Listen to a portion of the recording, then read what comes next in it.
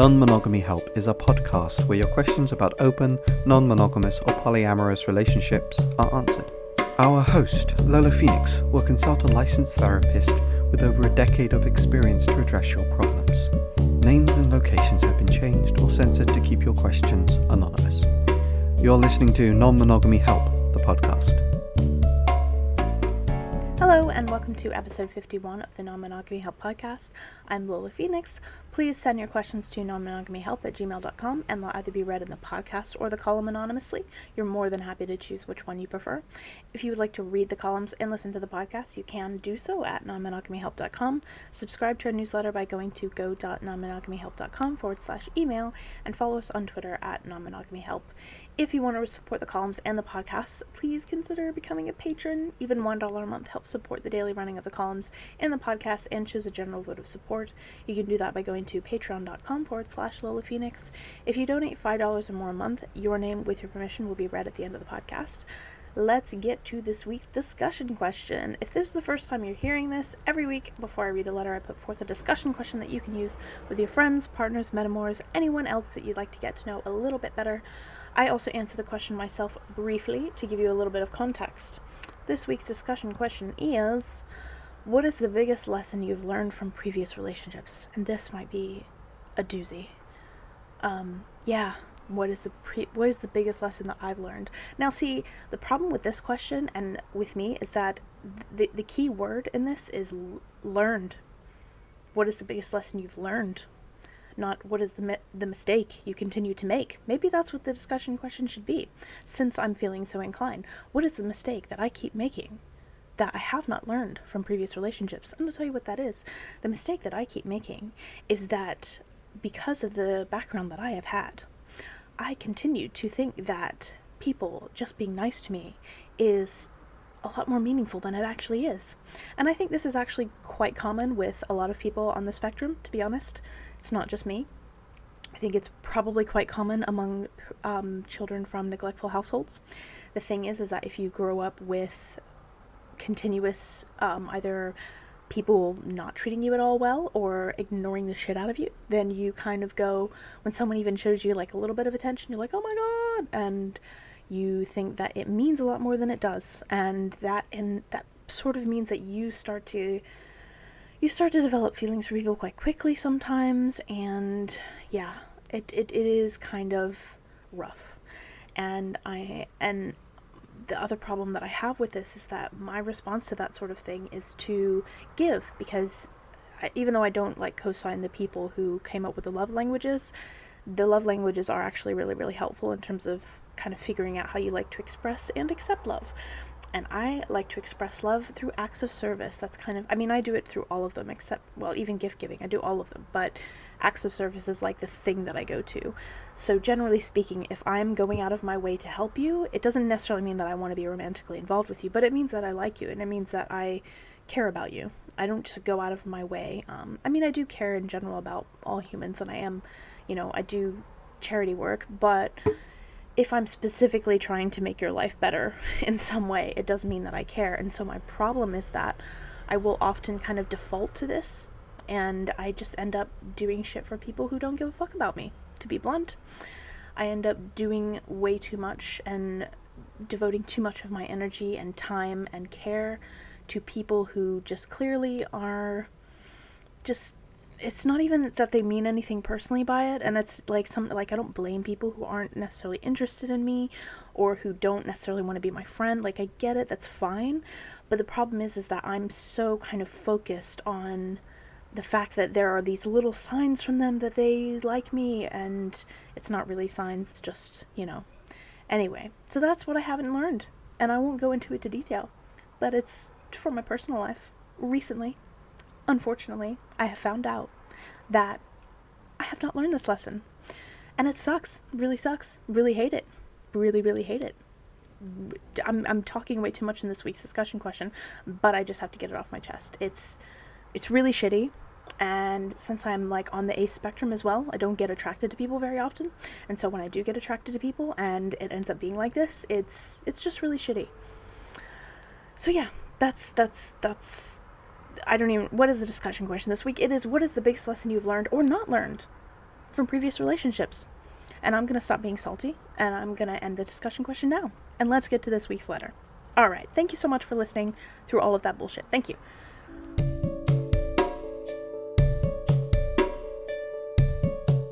I don't want to be like this anymore. I just want to be a monogamous person. My partner can't deal with it, and I can't lose my entire family. Is there conversion therapy available for people like me? I really, really hate being like this.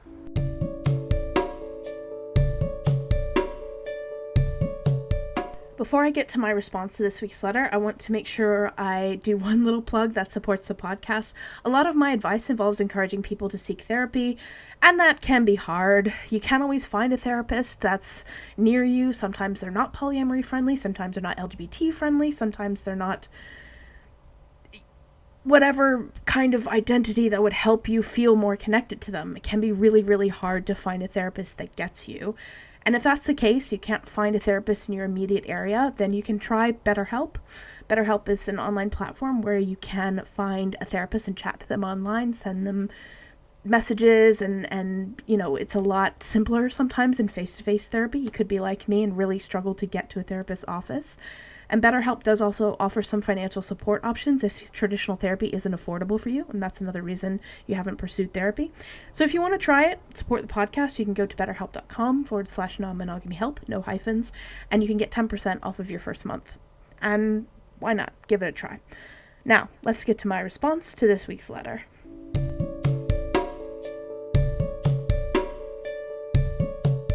So first thing that I have to say is I'm sorry. I'm sorry that you are going through such a difficult period.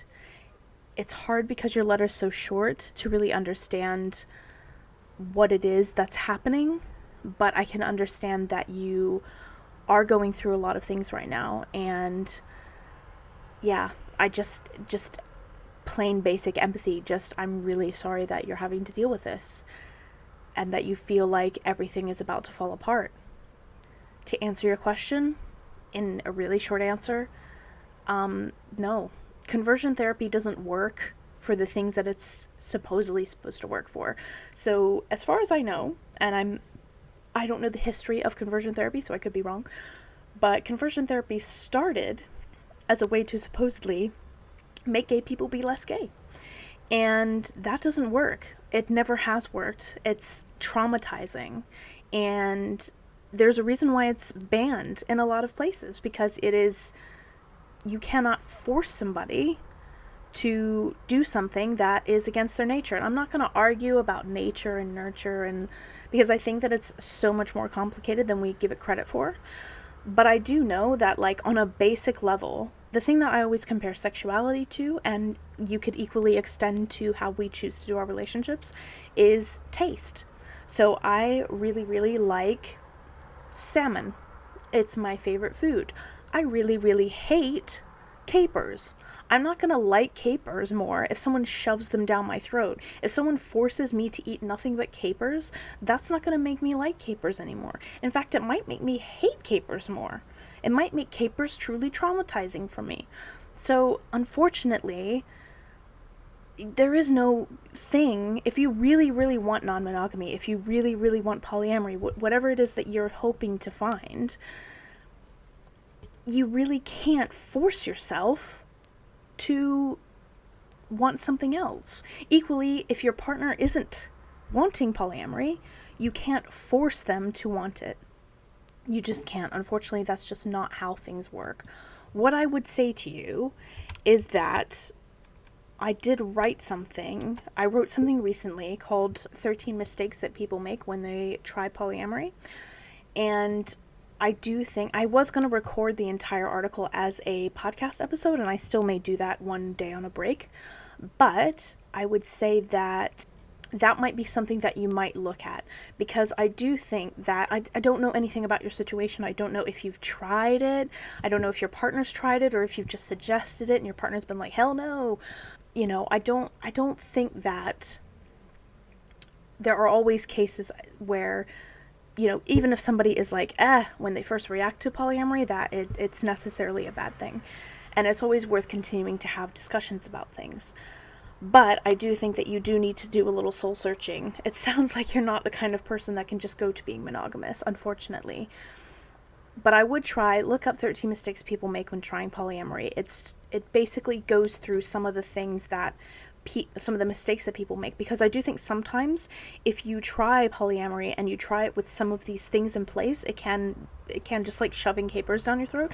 It can be a really traumatizing experience, and it can be something that puts you off polyamory, and it can be something that makes you not want to touch it again. So it could be that whatever you're doing might be things that are, mistakes in a way, things that make things harder. A couple of the mistakes, to give you kind of rough examples.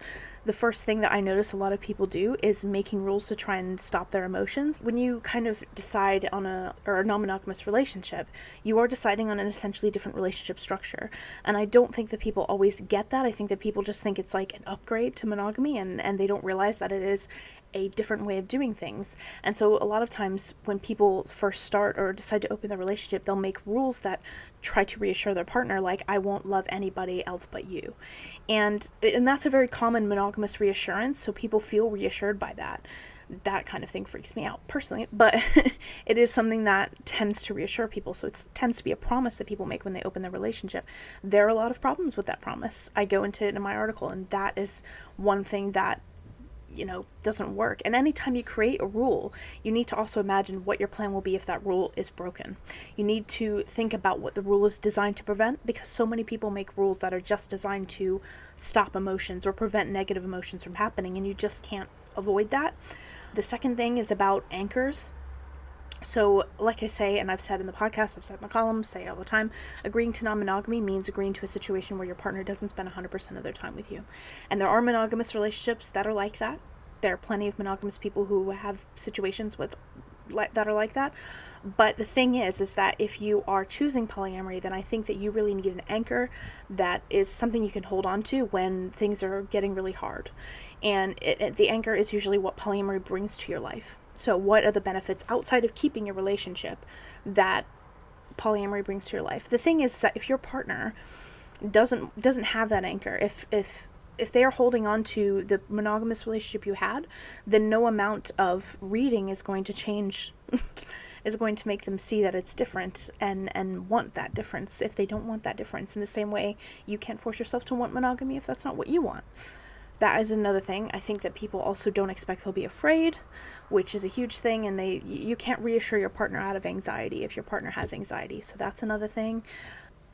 There's an assumption that all polyam people are inherently compatible, when there's all sorts of different ways of doing polyamory. So even if you want to do polyamory, even if your partner did want to do polyamory, you may want to do polyamory in a fundamental different way, which doesn't help. So that is also a thing. The other thing is assuming that unhappiness is a failure, which may be contributory to maybe some of your partner's feelings about things, if they assume that they would suddenly be happy about everything in polyamory, and they have that expectation of non-monogamy when that expectation doesn't exist for monogamy. So that's something else to think about. Trying to form a triad, if the first thing that you try to do was open your relationship only a smidge to include one other person, that's a very common first-time mistake, and there's a lot of reasons why that doesn't work. Another thing that people do is they give their partner permission, so they will put themselves in a position where before they do anything, they have to get their partner's permission for it. And even though that sounds like a good idea because they're trying to check in and reassure their partner, there's a lot of reasons why that's a double-edged sword. It doesn't always work very well. Another thing people do is forcing themselves to mingle with metamors and get along with metamors, which you don't have to do. And it can create more problems than it helps. I think the other thing people do, the next kind of mistake, is trying to emotionally weather everything, and they basically ask their partner to tell them everything about their other relationships, because they kind of think that they can sort of, it's almost like herd immunity. They think that they can become more strong by hearing all of these details that are excruciating, like they'll somehow be able to conquer non-monogamy by knowing all the intimate details about their partner's goings-on, and sometimes that doesn't help. You don't need to put yourself through the emotional ringer to be a polyamorous person. The other thing people do is they make it into a competition. Usually one person in a couple, if they open, one person will always get more dates than the other. That's quite normal, and that creates a struggle, and it creates a lot of tension, and sometimes that's hard to reconcile. The other thing that people do is, when it doesn't work, thinking that closing it will fix that, or vetoing another partner will fix everything, when that isn't going to fix everything. Basically, if you have to close a relationship, polyamorous relationship, in order to fix it, then there's some deeper problems going on there that need to be addressed. And then, yeah, I think ignoring inherent power imbalances. If you brought a third into your relationship and it didn't work out, there's sometimes people who bring thirds into their relationship ignore the power imbalance that the couple in the relationship has over the third person. And it's not to say you can't ever have a triad or anything, or that you can't both date the same person, but you have to acknowledge the power imbalance there. And then the last kind of mistake people make is punishing themselves for feeling things. So I think, like I was saying before, a lot of the times when I'm giving advice to people, it's mostly that they should let themselves feel their feelings, because a lot of beginner polyamory resources overhype jealousy and make it seem like jealousy is a character flaw that they have to rid themselves of, and not a legitimate emotion to have in a lot of situations. So that is a thing, like, you have to allow yourself to feel your feelings.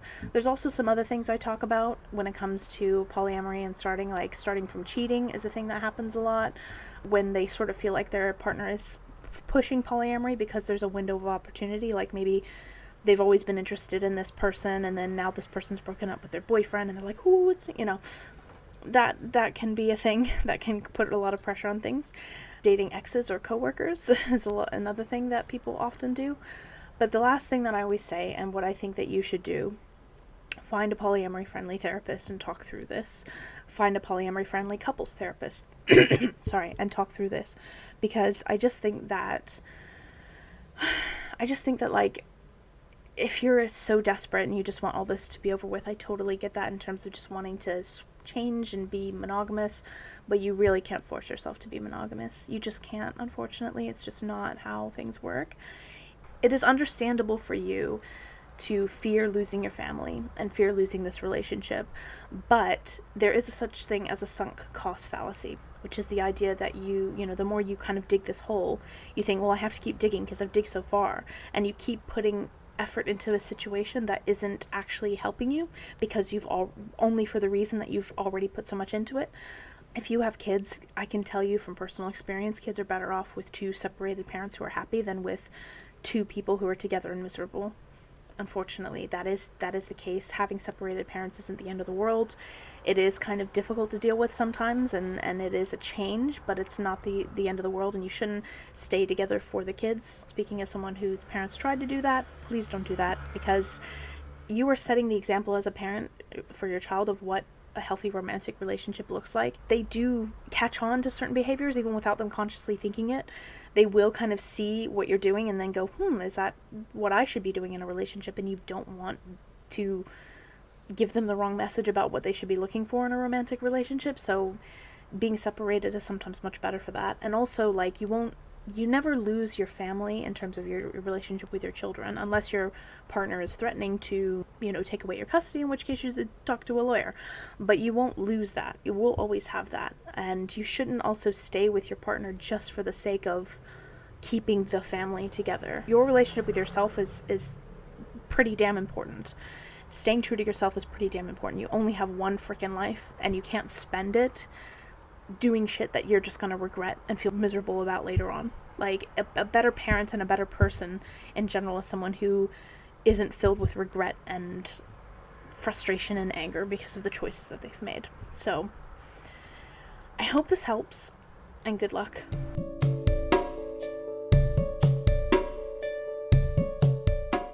Thank you for listening to episode 51 of Non-Monogamy Help. It's new in this season, very exciting.